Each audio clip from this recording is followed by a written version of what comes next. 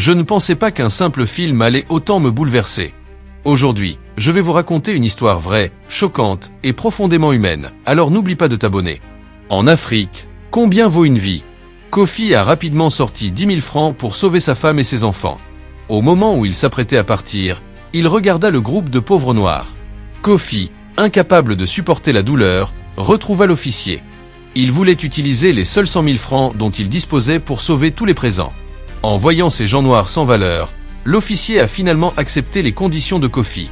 C'était la première fois que Kofi sauvait quelqu'un, et il a ensuite amené tout le monde à l'hôtel. Mais de façon inattendue, l'hôtel était devenu un véritable désastre et le patron était prêt à partir et à lui confier la gestion de l'hôtel.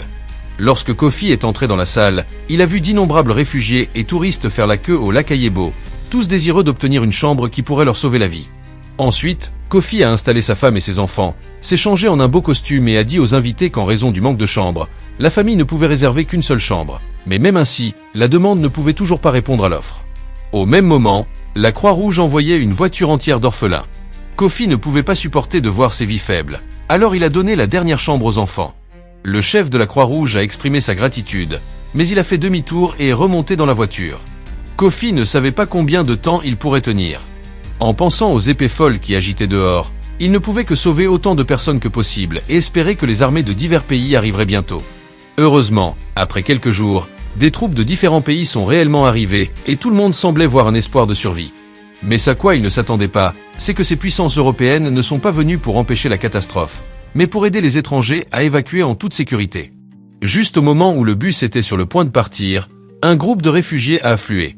Après avoir entendu ces mots, tout le monde désespérait et les étrangers dans la voiture qui était sur le point de partir étaient remplis de culpabilité et de honte. Car de l'autre côté de la forte pluie, il y a un groupe de Rwandais qui attendent l'arrangement de Dieu. En regardant le bus sur le point de quitter l'hôtel, Kofi était complètement désespéré, car il savait qu'une fois les étrangers retirés du Rwanda, l'hôtel perdrait la protection des forces de maintien de la paix et serait repris par les rebelles.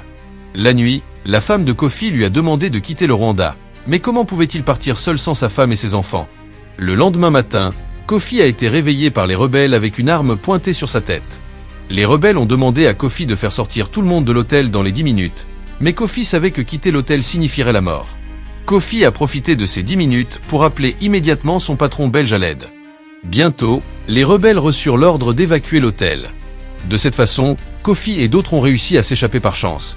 Mais Kofi s'est rendu compte que cela ne durerait pas longtemps, alors il a pensé à une solution, qui était de demander de l'aide au monde extérieur. Tout à coup, tout le monde a commencé à appeler à l'aide, mais après quelques jours, la nourriture de l'hôtel a commencé à manquer. Alors Kofi a dû prendre le risque et aller voir le chef rebelle pour acheter de la nourriture. Lorsque Kofi arriva au camp rebelle, il découvrit que l'ancienne ferme avait été transformée en camp militaire et que les enclos à bétail étaient remplis de femmes Tutsis, qui exprimaient leurs désirs de manière inhumaine. Selon les statistiques, au cours des 100 jours du génocide rwandais, 250 000 à 500 000 femmes ont été brutalement assassinées. Les rebelles savaient que Kofi était un homme intelligent. Alors ils ont essayé de le persuader de se joindre à eux et lui ont promis de lui donner une bonne vie, mais Kofi a rejeté son invitation. Avant de partir, les rebelles ont donné un conseil à Kofi. Ils ont dit à Kofi de marcher le long de la rivière, ce qui serait plus sûr. Kofi est retourné à l'hôtel depuis la rivière comme les rebelles l'avaient ordonné. Alors qu'il conduisait, la voiture s'est soudainement mise à trembler. Kofi est sorti de la voiture pour vérifier. Il a été choqué par la scène qui se déroulait devant lui. Des milliers de corps ont été jetés ici. Si tu veux plus d'histoires comme celle-ci, abonne-toi et clique sur la cloche.